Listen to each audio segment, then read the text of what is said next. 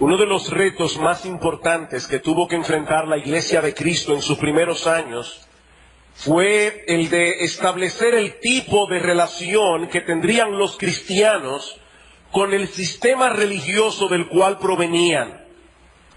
Y es muy difícil para nosotros a comienzos del siglo XXI comprender del todo el alcance de esta problemática. Pero cuando nosotros leemos las cartas del Nuevo Testamento, vemos que los apóstoles tuvieron que lidiar con este asunto una y otra vez. La Iglesia de Cristo nació en Jerusalén, entre judíos que veían a Cristo como el cumplimiento de todas las promesas de redención contenidas en el Antiguo Testamento. Cristo era el tema central de los profetas, era la figura hacia la cual apuntaban todos los sacrificios y ceremonias del Antiguo Pacto. ¿Qué relación tendría ahora esta iglesia que acaba de nacer en Pentecostés con ese sistema religioso? Por ejemplo, ¿debían los cristianos circuncidarse como había ordenado Dios a Abraham y como fue luego establecido en la ley de Moisés? ¿Y qué de la Pascua o de la fiesta de los panes sin levadura o de Pentecostés o la fiesta de los tabernáculos? ¿Hasta dónde estaban los cristianos obligados a guardar todas estas fiestas y ceremonias o a obedecer las leyes dietéticas del Antiguo Testamento? Otro asunto crucial para estos cristianos de trasfondo judío fue lo concerniente al día de reposo. El pueblo de Israel llevaba siglos observando el séptimo día, el sábado, tal como fue estipulado en el cuarto mandamiento del Decálogo, pero ya hemos visto que desde sus inicios la iglesia comenzó a congregarse el primer día de la semana, conmemorando así la resurrección de nuestro Señor Jesucristo. ¿Qué debían hacer estos judíos convertidos? ¿Acaso debían congregarse en las sinagogas los sábados y luego en la iglesia el domingo? Porque tal parece que algunos optaron por esa opción al principio durante ese periodo de transición. Pero cuando la iglesia se fue extendiendo al mundo gentil, es decir, a todos aquellos que no eran judíos, los apóstoles rechazaron vehementemente imponer ese patrón en aquellos que se convertían al cristianismo. De manera que la práctica de adorar el primer día de la semana fue abrazada por la Iglesia de Cristo en una forma muy natural, al punto de que para el final del primer siglo de la era cristiana, el domingo, el día domingo, era conocido ya ampliamente como el Día del Señor. Ahora bien, ¿existe alguna relación entre ese día del Señor y el día de reposo establecido en el cuarto mandamiento del Decálogo? Bueno, esa es la pregunta que nosotros hemos estado tratando de responder en las últimas semanas.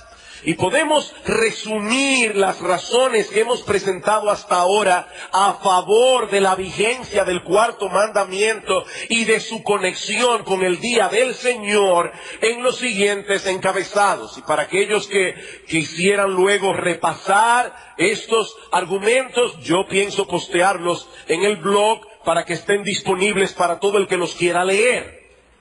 En primer lugar, el hombre fue creado a imagen y semejanza de Dios y por lo tanto tiene el deber de imitarle.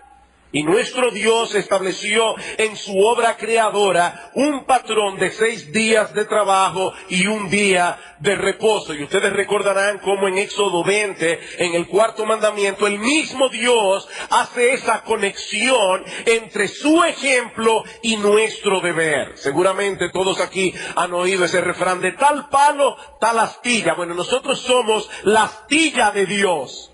Debemos imitarle a Él. En segundo lugar, al finalizar su creación, Dios bendijo el séptimo día y lo santificó, dice en Génesis capítulo 2, versículos 1 al 3. De manera que el día de reposo no fue instituido en el Sinaí, ni fue diseñado exclusivamente para el pueblo de Israel. Se trata de una ordenanza de la creación, como el matrimonio, como el trabajo, como el mandato cultural dado a Adán y Eva en Génesis 1:26 al 28. Por lo tanto, el día de reposo fue establecido para beneficio del hombre como hombre. Como dice el Señor en Marcos 2:27, no para el judío, para el hombre. En tercer lugar, el día de reposo suple dos necesidades básicas del hombre. Primero, la necesidad que tenemos de darle reposo a nuestros cuerpos. Segundo, la de tener comunión con Dios sin los impedimentos propios de la vida de trabajo en el resto de la semana. Por lo tanto, el día de reposo es una bendición, es un privilegio, no es una camisa de fuerza de la cual mejor sería librarse. En cuarto lugar, el día de reposo fue incluido en los 10 mandamientos, el resumen de la ley moral de Dios, moral, no ceremonial, la ley moral de Dios, escrito en 2 tablas de piedra con el mismo dedo de Dios. Esos 10 mandamientos poseen una importancia singular dentro de la ley mosaica, como hemos visto ya en un sermón anterior.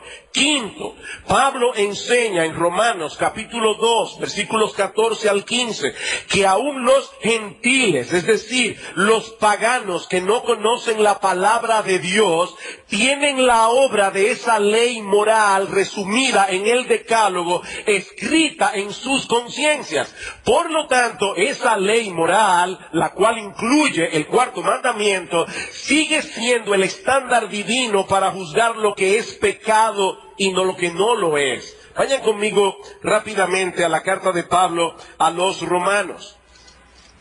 Y recuerdo, hermanos, evidentemente que Romanos está en el Nuevo Testamento, no en el Antiguo Testamento. Bueno, en Romanos, capítulo 3, versículo 19, dice Pablo, pero sabemos que todo lo que la ley dice, lo dice a los que están, no a los que estaban, a los que están todavía bajo la ley, para que toda boca se cierre y todo el mundo quede bajo el juicio de Dios, ya que por las obras de la ley ningún ser humano será justificado delante de él, porque por medio de la ley es el conocimiento del pecado. Cristo vino a redimirnos del pecado. Lo que le da sentido a la palabra pecado es la ley moral de Dios. Romanos capítulo 4, versículo 15, pues la ley produce ira, pero donde no hay ley tampoco hay transgresión.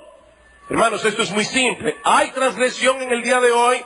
¿Todavía existe el pecado? Sí, pues todavía existe la ley, todavía está vigente. Romanos capítulo 7, versículo 7. ¿Qué diremos pues? La ley es pecado en ninguna manera, pero yo no conocí el pecado sino por la ley, porque tampoco conociera la codicia si la ley no dijera, no codiciarás. ¿Cuál ley? Los 10 mandamientos que aparecen en Éxodo 20. Y en Primera de Juan, capítulo 3, versículo 4, Juan es sumamente claro. Él dice allí, ¿cómo definimos el pecado? Como transgresión de la ley. Mis hermanos, si esa ley moral ya no estuviera vigente, esos textos no tendrían ningún sentido. Sexto argumento. Una de las bendiciones centrales que Dios promete en el nuevo pacto es escribir su ley en nuestro corazón. ¿Cuál ley? ¿La de sacrificar corderos? No, los 10 mandamientos. En otras palabras, Dios no prometió anular el decálogo. Dios prometió darnos la capacidad de apreciarlos y obedecerlos. Y mis amados hermanos, en ningún lugar del Antiguo Testamento se sugiere siquiera la posibilidad de que los 10 mandamientos se conviertan en 9. Séptimo, nuestro Señor Jesucristo dijo expresamente que Él no vino a abrogar la ley. Yo les pido por favor que vayan conmigo a Mateo capítulo 5 versículo 17. Dice en Mateo capítulo 5 Versículo 17, no penséis, porque probablemente ya los escribas y fariseos y aún los saduceos podían estarse preguntando, ¿este nuevo reformador acaso ha venido para anular la ley? Dice Cristo, no penséis que he venido para abrogar la ley o los profetas. No he venido para abrogar, yo he venido para cumplir.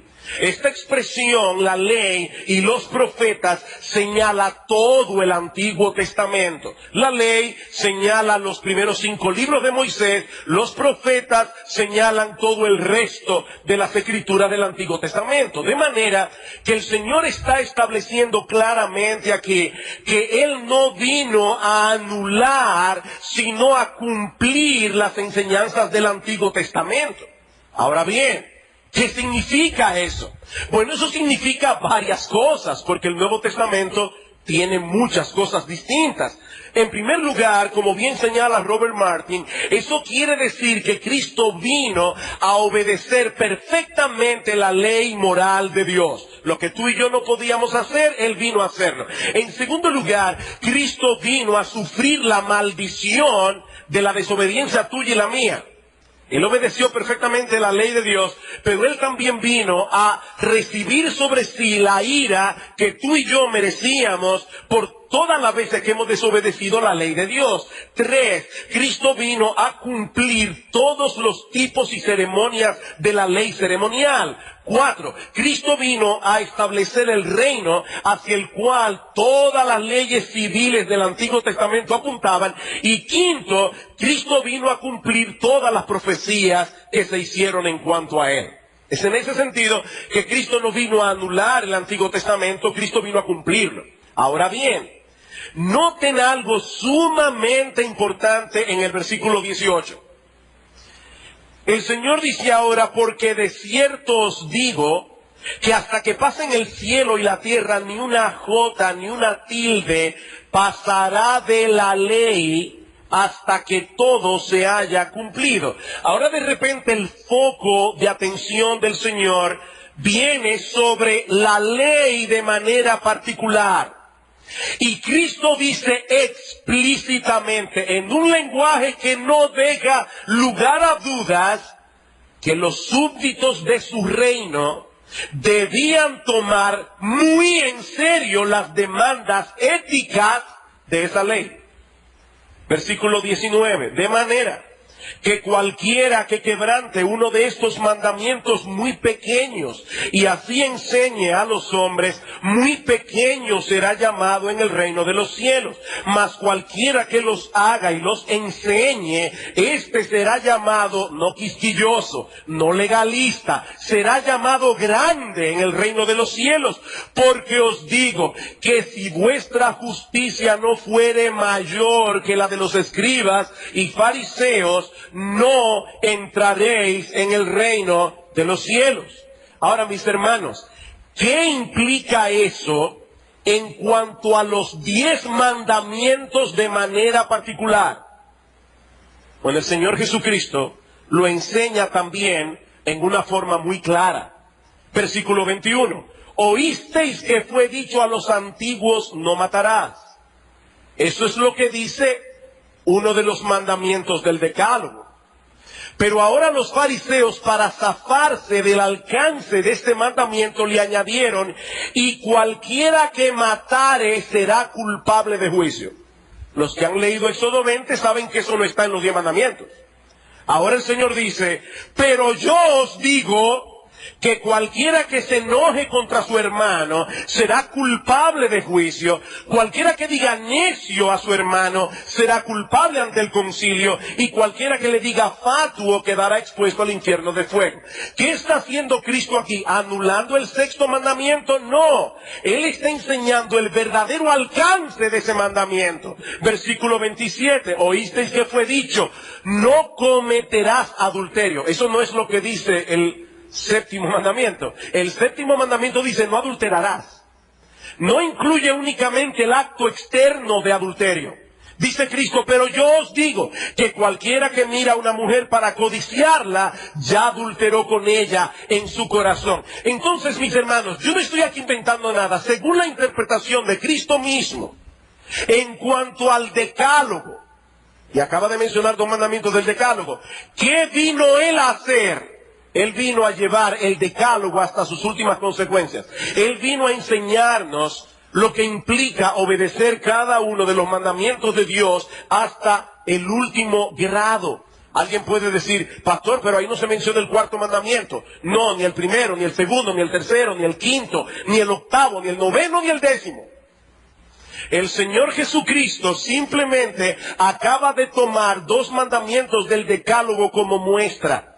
Argumento número 8. Durante su ministerio terrenal, nuestro Señor Jesucristo se ocupó del 4º mandamiento concerniente al día de reposo más que de ningún otro mandamiento del decálogo.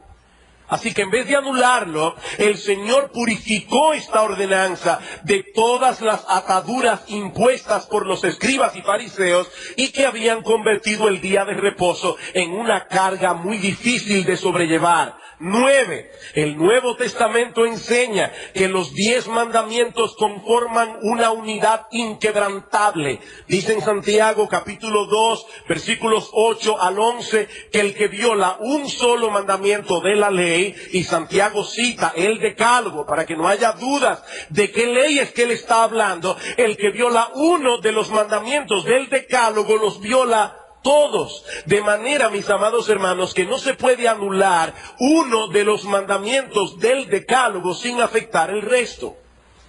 Para que los niños aún aquí puedan entenderme, niños, si nosotros queremos explotar un globo, no tenemos que pincharlo por 10 partes a la vez. Con que se pinche por una sola parte es suficiente. La ley moral de Dios, resumida y condensada en el decálogo, es un globo. Lo pinchas por donde sea y dañas el globo, violentas el globo, afectas el globo. Argumento número 10. Pablo enseña claramente que la ley moral de Dios, resumida en los 10 mandamientos, sigue siendo la norma de vida para los creyentes del nuevo pacto. Volvamos a Romanos capítulo 7. Romanos capítulo 7. Y vuelvo y repito, dirán, pastor, usted va demasiado rápido. Recuerden, esto va a estar disponible. Es más, si tenemos que sacarle copia a estos puntos y dejarlo allí para que cualquiera lo pueda leer, lo vamos a hacer. Romanos capítulo 7. Ya vimos cómo Pablo nos muestra el hecho de que la ley moral fue lo que lo llevó a él a la conversión a Cristo. Fue entender el alcance de los 10 mandamientos lo que hizo que Pablo se viera a sí mismo como un pecador. Ahora dice en el versículo 12, de manera que la ley a la verdad es santa y el mandamiento santo, justo y bueno. Versículo 14, porque sabemos que la ley es espiritual, mas yo soy carnal, vendido al pecado. Cuando Pablo dice aquí que la ley es espiritual, quiere decirnos 2 cosas. Primero, que la ley tiene un origen divino, y en segundo lugar, que la ley no solo se ocupa de nuestro comportamiento externo, sino que también lo que nos manda tiene que ver con el corazón. Versículo 18.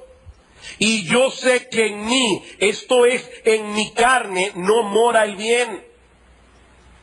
Porque el querer el bien está en mí, pero no el hacerlo. Porque no hago el bien que quiero, sino el mal que aborrezco, no quiero, eso hago. Y si hago lo que no quiero, ya no lo hago yo, sino el pecado que mora en mí. Así que queriendo yo hacer el bien, hallo esta ley, que el mal está en mí. Porque según el hombre interior me deleito en la ley de Dios. Lo mismo que dice el salmista en el Salmo 119, en muchos textos, Pablo dice como un creyente del nuevo pacto, según el hombre interior, yo me deleito en la ley de Dios. Pero no solamente eso, hermanos. Si ustedes leen ese texto en su contexto, se van a dar cuenta que es precisamente refiriéndose a esa ley que Pablo define el bien y el mal. Yo quiero hacer el bien porque según el hombre interior me deleito en la ley de Dios. Es decir, en mi interior yo quiero cumplir los 10 mandamientos, porque los 10 mandamientos siguen siendo la norma de vida para el cristiano hoy. Versículo 25, gracias doy a Dios por Jesucristo, Señor nuestro. Así que yo mismo con la mente sirvo a la ley de Dios, mas con la carne a la ley del pecado. Argumento número 11. El patrón establecido por Dios para su pueblo en el Nuevo Testamento sigue la misma frecuencia de reunión que la de su pueblo en el Antiguo, una vez a la semana.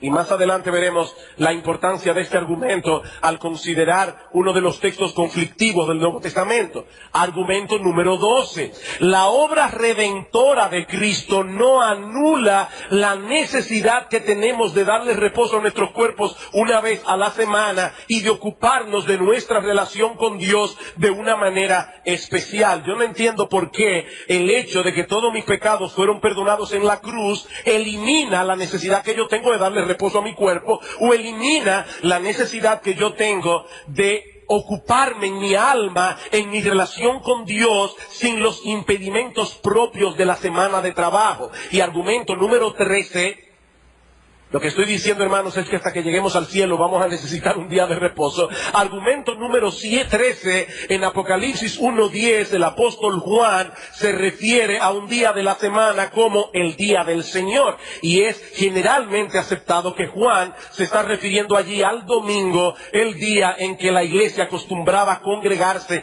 para celebrar la resurrección de nuestro Señor Jesucristo. Espero en estos 13 argumentos haber resumido las razones por qué creemos que el cuarto mandamiento está vigente y está relacionado con el día del Señor. Yo traté de encontrar 12 o 14, pero encontré 13. Yo espero que nadie aquí sea supersticioso. Ahora bien, hay algunos textos del Nuevo Testamento que parecen contradecir la tesis que hemos estado tratando de probar aquí. Y es precisamente a estos textos a los que yo quiero llamar ahora vuestra atención en el resto de este estudio. Se trata básicamente de 3 pasajes. Gálatas capítulo 4, versículo 10 al 11, Romanos capítulo 14, versículos 5 al 6, y Colosenses capítulo 2, versículo 16 al 17. Como el pasaje de Colosenses es el único de los 3 que menciona explícitamente los días de reposo, vamos a comenzar por este texto como punto de partida, Colosenses capítulo 2. Recientemente estuvimos predicando una serie de sermones en la carta de Pablo a los colosenses. Y vimos cómo algunos falsos maestros estaban tratando de convencer a estos creyentes que la obra redentora de Cristo era insuficiente para salvar y santificar. Si estos cristianos realmente querían avanzar en su vida espiritual, decían estos maestros, ellos debían observar algunas de las leyes ceremoniales contenidas en la ley mosaica, debían abstenerse de ciertas comidas, de ciertas bebidas. Y es para combatir esta falsa doctrina que Pablo escribe esta carta en la que establece la superioridad de Cristo, no solamente para salvar, sino también para santificar. Colosenses capítulo 2, versículo 6. Pablo dice, estos hermanos, por tanto, de la manera que habéis recibido al Señor Jesucristo, andad en Él, arraigados y sobreedificados en Él y confirmados en la fe, así como habéis sido enseñados, abundando en acciones de gracias. En otras palabras, el secreto de la vida cristiana consiste en cultivar una relación cada vez más profunda con nuestro Señor Jesucristo y una comprensión cada vez más profunda de lo que Él hizo a nuestro favor en la cruz del Calvario. Por eso es que Pablo dice, andad en Él, arraigados y cimentados en Él, con acción de gracias. ¿Por qué Pablo menciona allí la gratitud? Porque, hermanos, cuando nosotros entendemos lo que nuestro precioso, bendito, glorioso Señor y Salvador Jesucristo hizo a nuestro favor, muriendo en nuestro lugar en la cruz del Calvario, eso obligatoriamente tiene que movernos a acción de gracias delante de Dios. Es en ese contexto que Pablo advierte a estos hermanos que no se dejaran llevar de aquellos que querían obligarlos a abstenerse de ciertos alimentos o a guardar ciertas ceremonias o ciertas fiestas de la ley mosaica. Colosenses 2:16. Por tanto, nadie os juzgue en comida o en bebida o en cuanto a días de fiesta, luna nueva o días de reposo, todo lo cual es sombra de lo que ha de venir, pero el cuerpo es de Cristo. Es interesantísimo ver cómo esos tres términos que Pablo usa aquí, aparecen por lo menos en 6 pasajes del Antiguo Testamento. Yo no los voy a buscar por cuestión de tiempo, pero aparecen exactamente los mismos términos que Pablo usa en Colosenses. Y en esos textos del Antiguo Testamento no solamente se refiere al día de reposo que nosotros conocemos como el sábado, sino también a los sábados que los judíos debían guardar al final de cada una de esas fiestas que se mencionan allí. Luna nueva, día de reposos, conectados con esas mismas festividades. La palabra sabbat, que aparece allí en plural, no solamente señala el día que nosotros conocemos como el sábado. Esta palabra señala todos los días de reposo que los judíos debían observar en sus diversas fiestas. Cada una de esas fiestas incluidas aquí concluía con un sabbat, es decir, con un día de reposo, sin importar que ese día cayera lunes o martes o miércoles o jueves o viernes. Por ejemplo, en Levítico 23:24, dice el Señor, habla a los hijos de Israel, en el mes séptimo al primero del mes tendréis día de reposo. Hermanos, si ustedes conocen nuestro calendario, sabrán que si tu cumpleaños, el año pasado, el mismo día, tu cumpleaños el mismo día, yo supongo, un día cae lunes, al año siguiente cae martes, al año siguiente cae miércoles, o sea, los días no coinciden. Dice el Señor aquí, no Pablo, en el mes séptimo al primero del mes tendréis día de reposo, una conmemoración al son de trompetas y una santa convocación. Ningún trabajo de siervo haréis.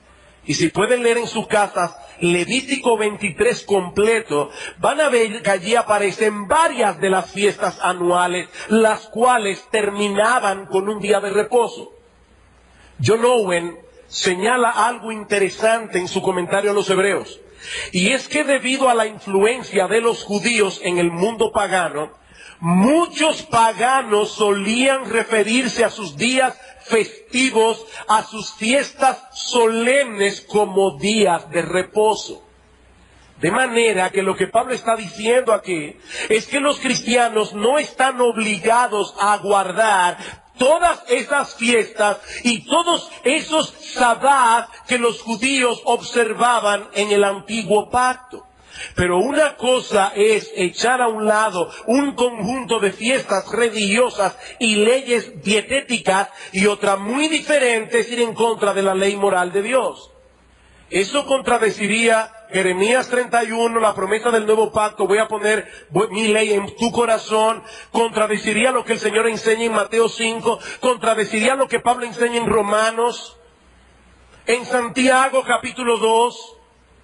Es por eso que Pablo más adelante ataca el ascetismo que estos falsos maestros promovían, pero al mismo tiempo, interesantemente, refuerza la obligación que tienen los cristianos de conducirse de acuerdo a las leyes morales de Dios. Colosenses capítulo 2, versículo 20. Si habéis muerto con Cristo en cuanto a los rudimentos del mundo, ¿por qué, como si vivieseis en el mundo, os sometéis a preceptos tales como no manejes, ni gustes, ni aun toques, en conformidad a mandamientos y a doctrinas de hombres, cosas que todas se destruyen con el uso? Pero ahora noten el capítulo 3, versículo 5. Haced morir pues lo terrenal en vosotros: fornicación, impurezas, pasiones desordenadas, malos deseos y avaricia, que es idolatría. En otras palabras, Pablo está diciendo aquí: digan no a todas esas imposiciones ascéticas que estos individuos quieren imponerles, pero también digan no a todos los impulsos pecaminosos del corazón que son contrarios a la ley moral de Dios. Ambas cosas se encuentran en la misma carta. Yo creo que esto va a verse más claro todavía cuando veamos ahora Romanos capítulo 14. Romanos 14. Debo decir que la problemática de Romanos 14 es muy diferente a la de Colosenses 2. El problema de Colosenses 2 era el legalismo. El problema de Romanos 14 es el buen uso de la libertad cristiana. Dicen Romanos 14, versículos 1 al 6. Recibid al débil en la fe, pero no para contender sobre opiniones, porque uno cree que se ha de comer de todo, otro que es débil come legumbres. El que come no menosprecia al que no come, y el que no come no juzgue al que come, porque Dios le ha recibido. ¿Tú quién eres que juzgas al criado ajeno? Para su propio Señor está en pie o cae, pero estará firme, porque poderoso es el Señor para hacerlo estar firme. Uno hace diferencia entre día y día. Otro juzga iguales todos los días. Cada uno esté plenamente convencido en su propia mente. El que hace caso del día, lo hace para el Señor. El que no hace caso del día, para el Señor no lo hace. El que come, para el Señor come, porque da gracias a Dios. Y el que no come, para el Señor no come y da gracias a Dios. ¿Qué es un débil en la fe? Bueno, un débil en la fe no es un creyente con una fe débil. Debo aclarar eso de entrada. Un débil en la fe no es un creyente con una fe débil. Es un creyente que quiere agradar a su Señor, pero que no puede hacer un uso pleno de su libertad cristiana porque sus escrúpulos de conciencia se lo impiden. Muchos de estos cristianos, como veíamos en la introducción, eran de trasfondo judío, y por lo tanto se sentían atados aún a algunas de las leyes dietéticas y ceremoniales contenidas en el Antiguo Testamento. No podemos pensar, hermanos, que un judío que fue educado desde niño en que no debía comer carne de cerdo, de la noche a la mañana, de golpe y porrazo, por haber recibido el Evangelio, ya él entiende que puede comer jamón. Ese era el problema. Claro, mucho más amplio, pero básicamente es la problemática que Pablo está tratando aquí. Ahora bien, y me fascina ver la sabiduría de Pablo en este pasaje. Pablo sabía que los hermanos fuertes tenían razón. Ellos no debían someterse a todos esos escrúpulos de conciencia a los que los débiles se sometían. Pero Pablo sabía también que la actitud de muchos de estos hermanos fuertes no era buena. Ellos estaban menospreciando a los débiles. Y por otra parte, la actitud de muchos de los débiles tampoco era buena, porque estaban juzgando a los fuertes. ¿Cómo podía Pablo instruir a los débiles sin alimentar al mismo tiempo el orgullo y la mala actitud de los fuertes?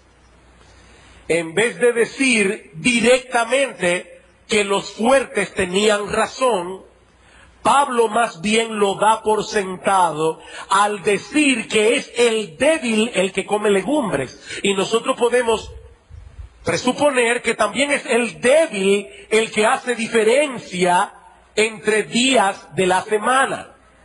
Pero al mismo tiempo Pablo es sensible al hecho de que la iglesia estaba en un momento de transición y que muchos de estos creyentes no habían alcanzado aún un entendimiento pleno de la libertad cristiana. Al principio la iglesia tuvo que ser tolerante con estos hermanos judíos.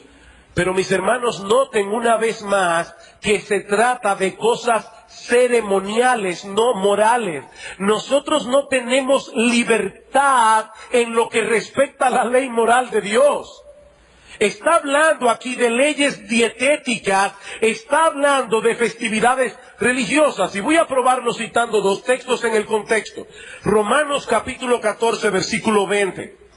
No destruyas la obra de Dios, le dice Pablo al fuerte, por causa de la comida.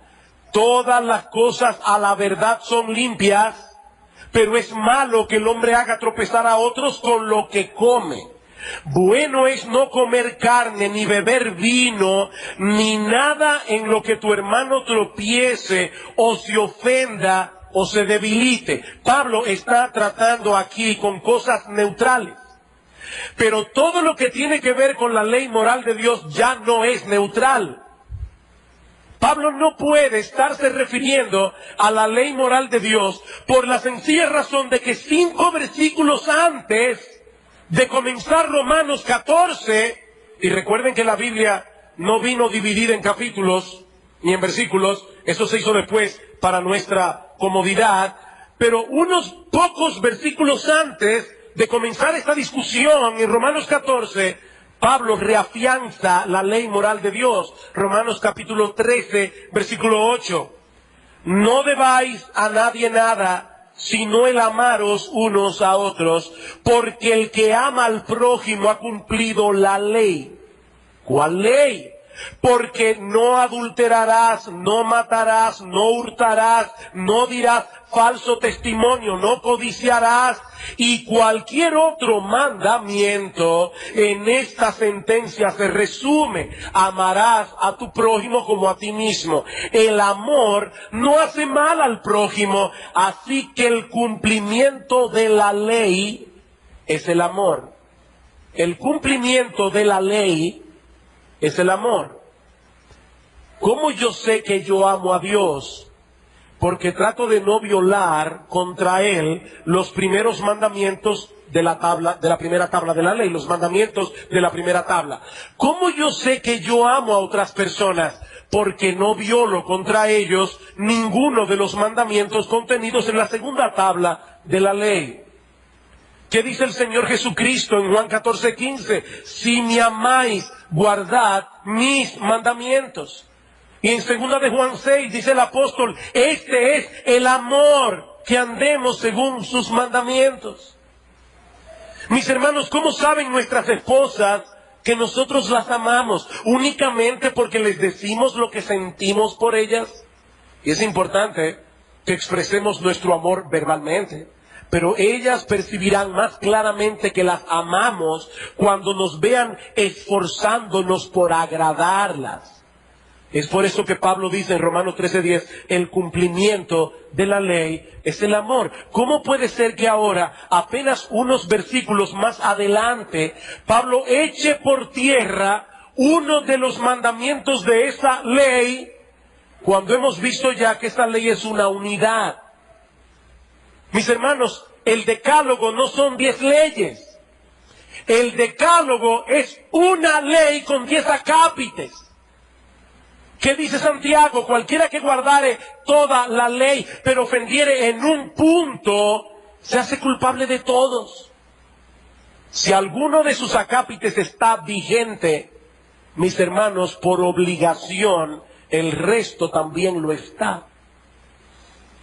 Ahora, yo quiero hacer un ejercicio con ustedes en esta noche.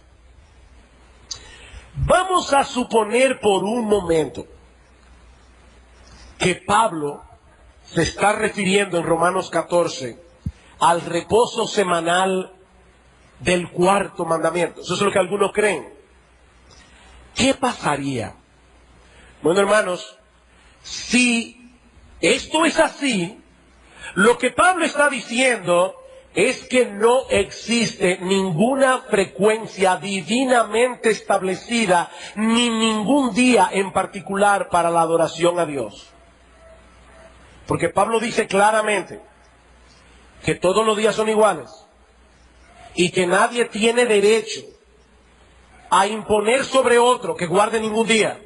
Si él se está refiriendo al cuarto mandamiento, si Pablo está anulando aquí uno de los mandamientos del Decálogo, lo que estoy diciendo, mis hermanos, es que entonces no existe razón alguna para que nos reunamos como iglesia una vez a la semana, si el patrón establecido en el cuarto mandamiento no estuviera vigente. Tampoco existe ninguna razón para que sea el domingo. Si Romanos 14 se refiere al día semanal ordenado en el cuarto mandamiento, mis hermanos, no hay forma de establecer ni el día ni la frecuencia, porque Pablo dice aquí que nadie debe imponer sobre otro guardar ningún día. Ahora, si esto es así, aparte del caos que eso crearía en las iglesias, gracias al Señor que las iglesias adoran en domingo, uno puede viajar y aún hacer planes de congregarse con el pueblo de Dios en el día del Señor, porque la iglesia entiende que el día del Señor es el domingo. Pero mis hermanos, aparte del caos que eso crearía en las iglesias, ¿qué explicación nosotros tenemos para el hecho de que todos los cristianos de todas las épocas se han reunido una vez a la semana? Y en la generalidad de los casos, el domingo. Si no existe ningún día especial y todos son iguales, ¿por qué Juan el apóstol, inspirado por el Espíritu Santo, se refirió a un día de la semana como el día del Señor? Y en un mensaje anterior vimos cómo la iglesia cristiana del primer siglo entendía perfectamente esta fraseología. Juan no tuvo ni que explicarlo. Él envió una carta a 7 iglesias en Asia Menor y dijo: yo estaba en el Espíritu en el día del Señor. Todos entendieron perfectamente de qué se trataba. En un documento llamado la Didaqué, que según los expertos fue escrito para la misma época en que Juan escribió el Apocalipsis, un autor contemporáneo al apóstol Juan, él escribe: y en el día del Señor, su día especial, congregaos y partid el pan y dad gracias, confesando primero vuestras transgresiones para que vuestro sacrificio sea puro. E Ignacio de Antioquía, discípulo del apóstol Juan, escribió unos 10 años después del Apocalipsis: no debemos sabatizarnos más, sino que debemos guardar el día del Señor. ¿Ven ustedes el contraste? No debemos sabatizarnos más, no, debemos guardar el día del Señor, en el cual nuestra vida fue levantada. Y en otro lugar, Juan explica a qué se refiere. Dice: este es el día del Señor, el día consagrado a la resurrección, el más importante de todos los días. Pero esto no encaja con lo que algunos dicen que Pablo enseña en Romanos 14. Porque Pablo dice en Romanos 14 que todos los días son iguales. Si se refiere al cuarto mandamiento, mis hermanos, yo no entiendo entonces muchas de las cosas que hemos explicado aquí. El otro texto es para mí todavía más claro. Gálatas capítulo 4. Gálatas capítulo 4.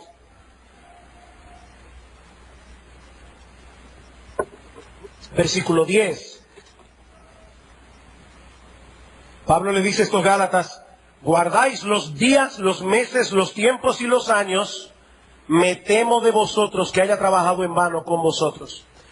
¿Cuál era la problemática de Gálatas? Otra problemática diferente a la de Romanos 14. estos Gálatas estaban recibiendo la enseñanza de que ellos debían cumplir la ley de Dios y todas estas leyes ceremoniales con respecto no solamente a días, sino a meses y años, como el año de del jubileo. Ellos debían guardar todo eso si querían ser justificados por Dios. Así que el problema aquí ya no es la libertad cristiana. El problema aquí es el evangelio de la justificación por la fe sola. Gálatas, capítulo 2, versículo 15. Nosotros, judíos de nacimiento y no pecadores de entre los gentiles, sabiendo que el hombre no es justificado por las obras de la ley, sino por la fe de Jesucristo, nosotros también hemos creído en Jesucristo para ser justificados por la fe de Cristo y no por las obras de la ley. Por cuanto por las obras de la ley nadie será justificado. Mis hermanos, nadie será salvo ni por guardar el sábado, ni por guardar el domingo tampoco. Mire, usted puede decidir de ahora en adelante venir todos los domingos a su iglesia y guardar el día de reposo, el domingo, exactamente como lo hacían los judíos en el Antiguo Testamento. Y si usted no confía por la fe en la obra redentora de Cristo y descansa únicamente en lo que Él hizo en la cruz del Calvario para salvar a pecadores, te vas a ir al infierno con todo tu día de reposo. Eso es lo que Pablo está combatiendo aquí. Le está diciendo, ustedes guardan todos esos días como si eso los fuera a salvar. Comenzaron por la fe, van a terminar ahora por la ley. Ahora, noten algo bien interesante ahora. Primera a los Corintios, capítulo 16. Primera a los Corintios, capítulo 16.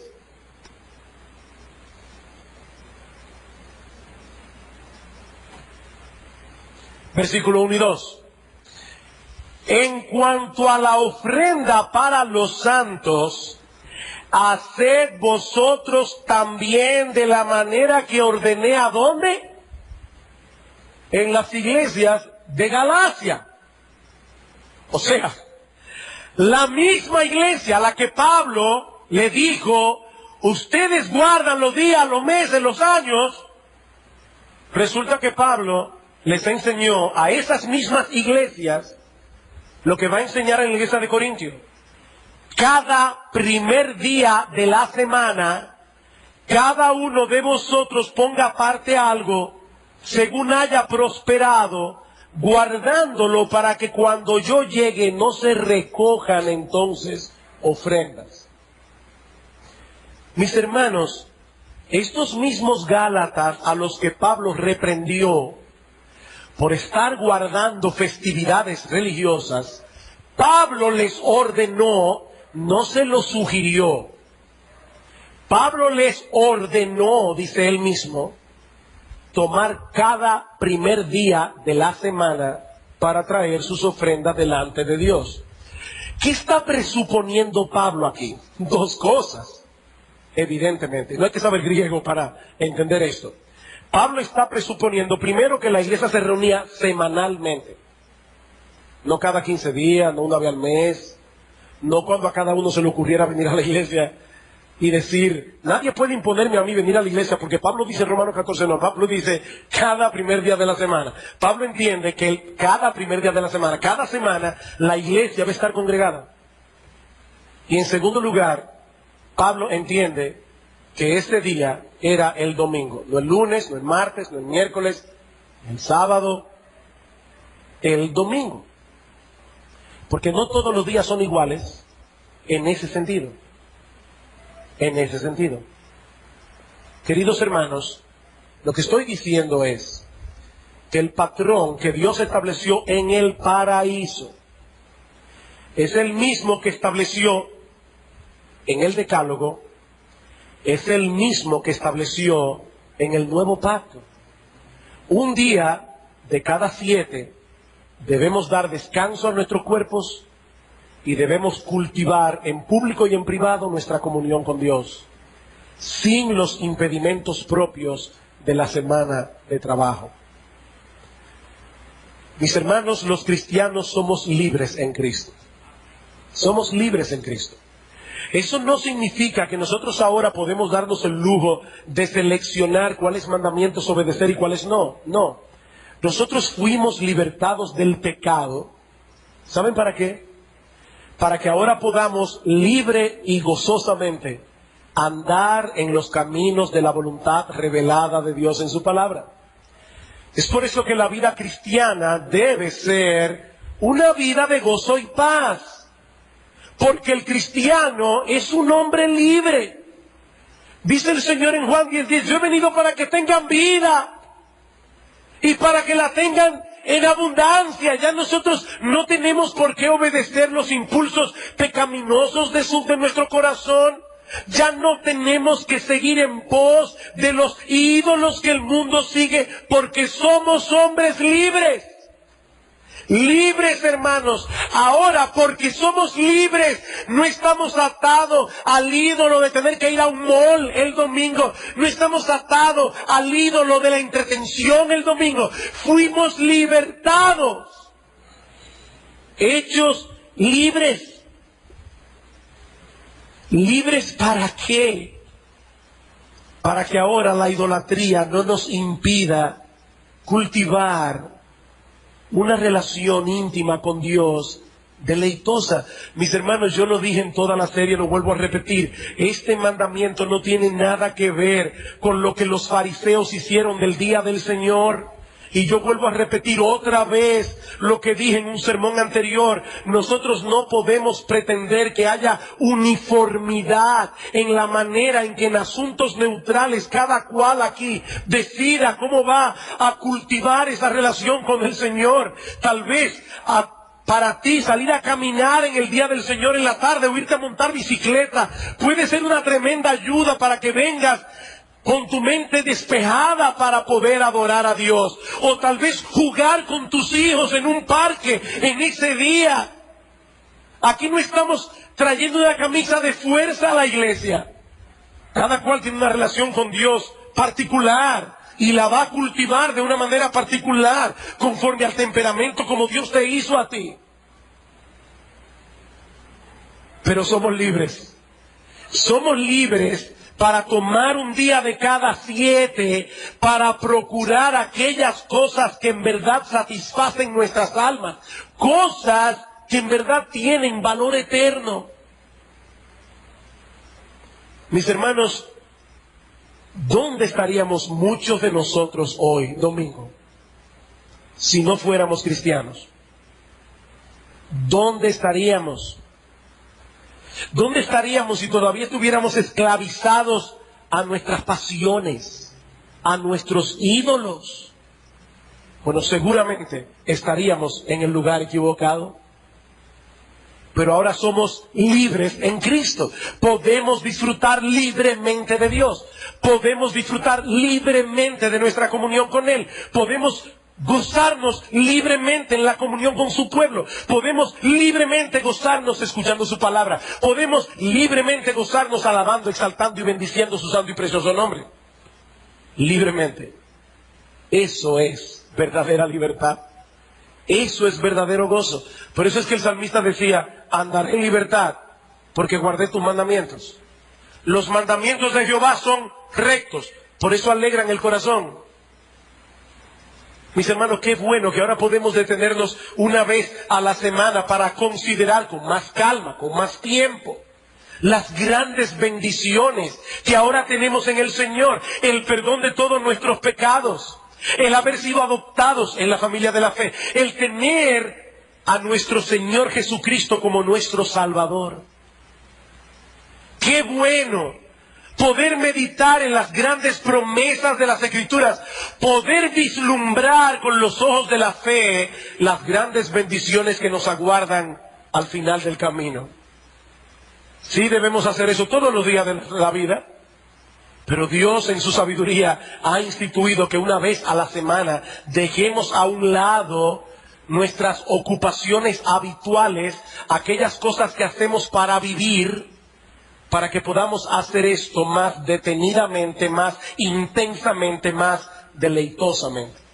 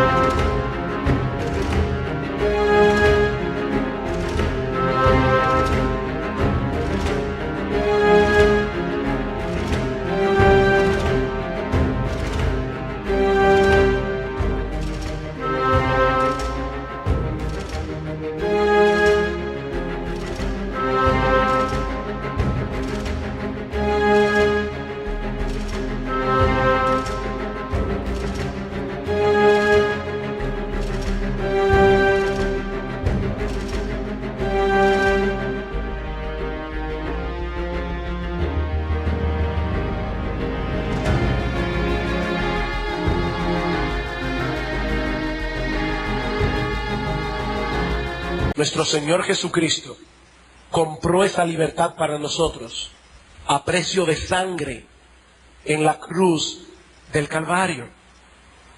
Queridos hermanos, el día del Señor no es una camisa de fuerza de la que sería mejor librarse. Es una bendición provista por un Dios amante que nos invita a darle reposo a nuestros cuerpos cansados y a tener comunión con Él en ese parque espiritual. Ven, mi hijo, ven al parque. Yo quiero estar contigo. Que el Señor nos conceda como individuos y como iglesia desarrollar una relación cada vez más profunda y más deleitosa con el Señor. ¿Y saben qué? ¿Cuál es mi deseo como pastor?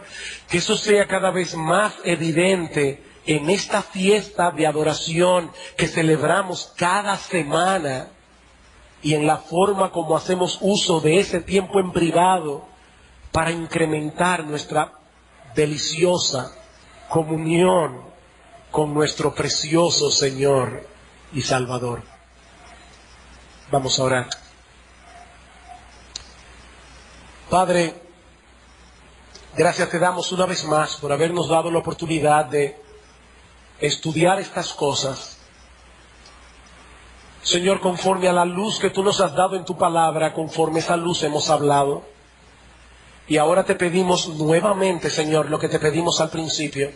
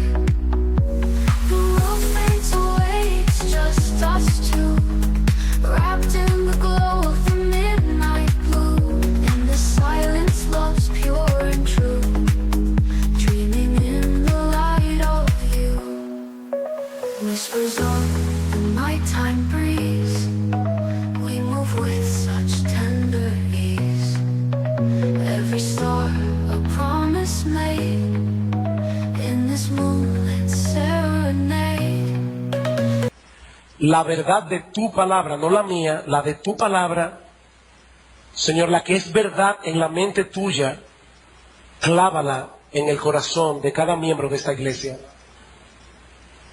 Señor, ayúdanos a deleitarnos cada vez más en ti. Señor, ayúdanos a amar cada vez con más pasión a nuestro precioso Señor. Ayúdanos a amar cada vez más con más pasión tu palabra.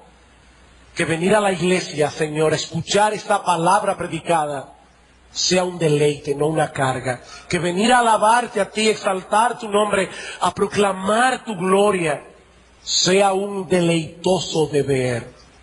Ayúdanos, Señor. En Cristo te lo imploramos. Amén.